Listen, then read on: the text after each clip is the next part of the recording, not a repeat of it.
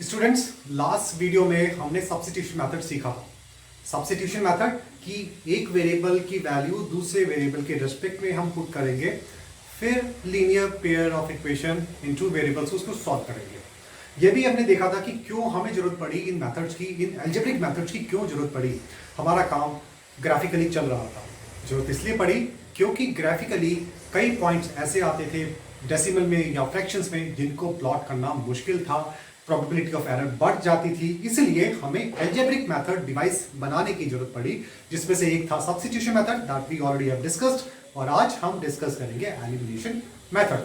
तो चलिए समझते हैं। एलिमिनेशन से पहले ये जो मतलब है एलिमिनेशन, इससे इस वर्ड से इसका मतलब निकालने की कोशिश करते हैं कि elimination what does it mean. Elimination का मतलब होता है हिंदी में कि किसी चीज को हटा देना, उसको एलिमिनेट कर दिया। तो यही एलिमिनेशन मेथड में भी कुछ यही प्रोसेस होता है, कुछ यही प्रक्रिया होती है कि हम एक वेरिएबल को, हमारे पास दो इक्वेशंस हैं, linear equation in two variables, एक पहली इक्वेशन और दूसरी इक्वेशन। हम कुछ ऐसा तरीका इस्तेमाल करेंगे, कुछ ऐसा करेंगे कि एक वेरिएबल हट जाए। उसके बाद हमारे पास एक ही वेरिएबल बचा और एक इक्वेशन है, एक ही वेरिएबल है, उसकी वैल्यू निकालना आसान हो जाएगा। जब एक वेरिएबल की वैल्यू आ गई, दूसरी वेरिएबल की वैल्यू किसी एक इक्वेशन में रख देंगे, उसकी वैल्यू निकल आएगी। तो एलिमिनेशन मेथड को करते हैं, समझते हैं। ये मेरे पास दो इक्वेशंस हैं, 3x + 2y = 7। First variable x, दूसरा वेरिएबल y, और लीनियर इक्वेशन है क्योंकि इसकी डिग्री 1 है। पावर 1 है, x की पावर भी 1 है, y की पावर भी 1 है। दूसरी इक्वेशन इज 4x - y = 2। ये भी लीनियर इक्वेशन है और दो वेरिएबल है। ये हमारे पास दो linear equation in two variables है। इसकी x और y वेरिएबल की हमें वैल्यू फाइंड आउट करनी है यूजिंग एलिमिनेशन मेथड। एलिमिनेशन मतलब एक वेरिएबल को हटा देंगे बिल्कुल, और उसके बाद दूसरे वेरिएबल की वैल्यू निकालेंगे, और दूसरे वाले वेरिएबल की वैल्यू आ गई, फिर पहले वाले की निकाल लेंगे। तो चलिए पहले समझते हैं। ये 3x, 4x, 2y, -y, 7 और 2। अब इसमें जो वेरिएबल ये है 3x constant 3 variable x, 4x constant 4 variable x, मैं इनको हटाना चाहता हूं किसी तरीके से, ताकि मेरे पास सिर्फ y रह जाए और फिर मैं y की वैल्यू निकाल लूं। अब हटाने का तरीका क्या है, मैं इन दोनों को सेम कर दूं किसी तरीके से, फिर बाद में माइनस कर दूं तो ये 0 हो जाएंगे। जैसे एक जगह 3 है, एक जगह 4 है, इन दोनों को किस तरीके से मैं बराबर कर दूं। 3 वाले को 4 से मल्टीप्लाई कर दूं, 12 आ जाएगा। 4 को 3 से कर दूं तो 12 आ जाएगा। फिर दोनों को आपस में सब्ट्रैक्ट कर दिया, 0 आ जाएगा। तो इसी तरीके से हम करेंगे। ये जो फर्स्ट इक्वेशन है इसको 4 से मल्टीप्लाई कर देंगे, जो सेकेंड इक्वेशन की वेरिएबल के साथ, जिस वेरिएबल को हमने हटाना है उसके साथ कौन सा कांस्टेंट लगा हुआ है, वो पहली इक्वेशन में पूरी इक्वेशन को मल्टीप्लाई कर देंगे। तो मैंने 4 से मल्टीप्लाई कर दिया। अब दूसरी इक्वेशन में आते हैं। दूसरी इक्वेशन में मैं क्या करूंगा, जो पहली इक्वेशन में x है उसके साथ जो कांस्टेंट हटाया जाए उससे मल्टीप्लाई कर दूंगा दूसरी इक्वेशन। तो हमने क्या किया, जो कांस्टेंट्स लगे हुए वेरिएबल्स के साथ, जो वेरिएबल हमें हटाना है उन वेरिएबल के साथ जो कांस्टेंट लगे उनको आपस में मल्टीप्लाई, क्रॉस मल्टीप्लाई कर देंगे। फर्स्ट इक्वेशन को हमने 4 से मल्टीप्लाई कर दिया, सेकेंड इक्वेशन को हमने 3 से मल्टीप्लाई कर दिया। अब इससे होगा क्या, देखते हैं मल्टीप्लाई करके। 4 × 3x 12x हो गया, एंड 4 × 2y + 8y हो गया, एंड 4 × 7 28। तो मैंने कुछ नहीं किया, ये इस फर्स्ट इक्वेशन को मैंने 4 से मल्टीप्लाई कर दिया। ये 4 कहां से आया, सेकेंड इक्वेशन में जो x वेरिएबल था उसके साथ जो कांस्टेंट अटैच था वो मैंने लिया। अब मैं आता हूं सेकेंड इक्वेशन की तरफ, इसको मल्टीप्लाई करूंगा जो फर्स्ट इक्वेशन में कांस्टेंट है वेरिएबल x के साथ, उस वो लिया मैंने 3 और ये मल्टीप्लाई कर दिया। ये आ जाएगा 3 × 4x 12x।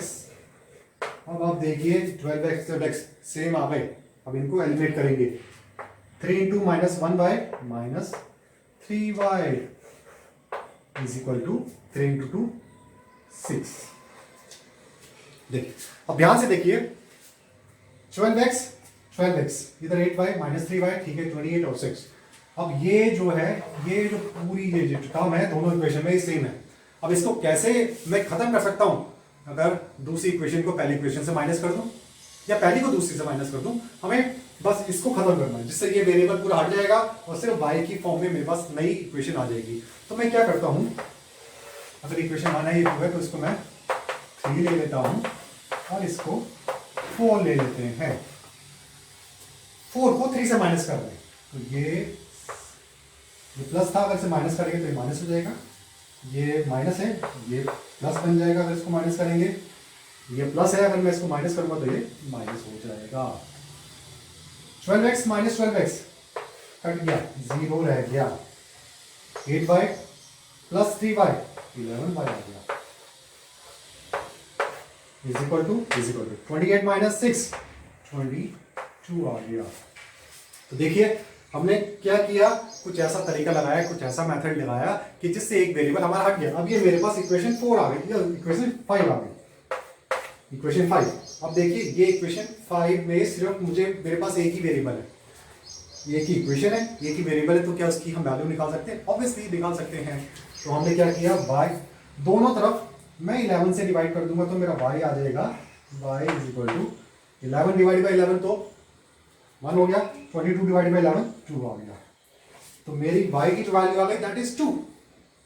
अब क्या करेंगे, ये जो y की वैल्यू है ये आप चाहे इस इक्वेशन में पुट कर दें या इस इक्वेशन में पुट कर दें, आपका जो है आंसर x की वैल्यू आ जाएगी। तो किसी एक इक्वेशन में पुट कर दें, वो इक्वेशन चूज करना जो आपको देखने में आसान लगे, जिसमें कांस्टेंट्स की वैल्यू छोटी छोटी हो, ज़्यादा ऑपरेटर्स आसान से लगे हो, ताकि हमें सॉल्व करने में आसानी हो। मुझे लगता है कि मैं इसमें कांस्टेंट्स कम है, छोटी वैल्यू है, तो मैं इसमें पुट करता हूँ, मेरी वैल्यू x की आ जाएगी। y की value putting value of y is equal to 2 in equation 2। इसको मैंने इक्वेशन 2 बोल दिया था। तो क्या किया मैंने, 4x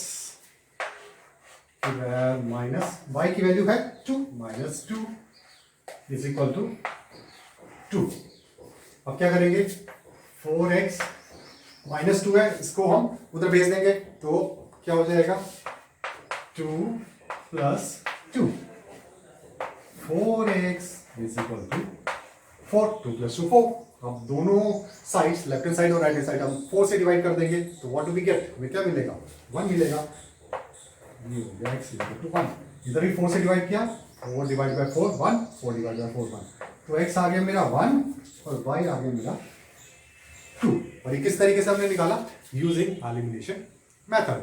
तो एक बार इसको रिवाइज कर लेते हैं, रिकैप्चुलेट कर लेते हैं। सबसे पहले क्या करना है, जो भी दो इक्वेशंस दी हुई हैं, pair of linear equations in two variables, उसको लिख लेंगे। उसके बाद एक वेरिएबल को हम एलिमिनेट करेंगे। किस तरीके से करेंगे, जिस वेरिएबल को एलिमिनेट करना है, x को एलिमिनेट करना है, तो जो x के साथ जो कांस्टेंट मल्टीप्लाई है, वो पहला जो कांस्टेंट है वो दूसरी इक्वेशन को मल्टीप्लाई करेगा, और जो दूसरा कांस्टेंट है वेरिएबल के साथ, वो पहली इक्वेशन को मल्टीप्लाई करेगा। और इससे होगा क्या, जब हमने कांस्टेंट को इंटरचेंज कर दिया, मल्टीप्लाई किया, उससे ये होगा जो वेरिएबल है उसके साथ जो कांस्टेंट है वो बराबर हो जाएंगे। देखिए 12x 4 इंटू 3 12, 3 इंटू 4 12। जब ये कांस्टेंट वेरिएबल के साथ जो अटैच्ड है बराबर हो गए, यानी कि 12x, और जब हम इसको सब्ट्रैक्ट करेंगे तो ये 0 हो जाएगा। ये पूरा एक वेरिएबल हमारा एलिमिनेट हो गया, इसका यही मतलब हुआ। और ये दूसरा वेरिएबल बचा y, और फिर हम y की वैल्यू निकाल लेंगे। एक इक्वेशन है, एक ही वेरिएबल, y की वैल्यू आ गई 2, और फिर उसके बाद हम किसी एक इक्वेशन में y की वैल्यू पुट कर देंगे तो हमारे पास x की वैल्यू आ जाएगी। और इस पर्टिकुलर केस में x की वैल्यू आ गई 1। ऐसा नहीं है कि आपको x वेरिएबल ही एलिमिनेट करना है, अगर आप y को एलिमिनेट करना चाहते हो तो आप y को भी कर सकते हो, लेकिन उस केस में y के साथ जो कांस्टेंट अटैच्ड है उससे आपको इक्वेशंस को मल्टीप्लाई करना पड़ेगा। जैसे y के साथ 2 अटैच्ड है तो इस इक्वेशन को आप 2 से करेंगे, यहाँ पे y के साथ -1 अटैच्ड है तो इस इक्वेशन को आप -1 से करेंगे।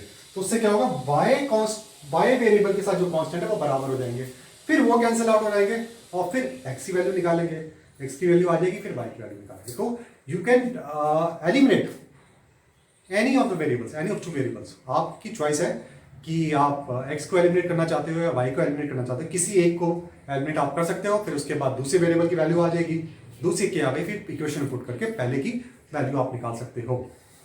मेरे को x का एलिमिनेट करना ज़्यादा आसान लगा, इसलिए मैंने इस तरीके से इनको मल्टीप्लाई करके एलिमिनेट कर दिया। सो आई होप आपको ये समझ आया होगा, और प्रैक्टिस कीजिए, इससे आपका हाथ खुलेगा और ये एलिमिनेशन मेथड आपको और अच्छे से समझ आएगा। अब आगे बढ़ते हैं।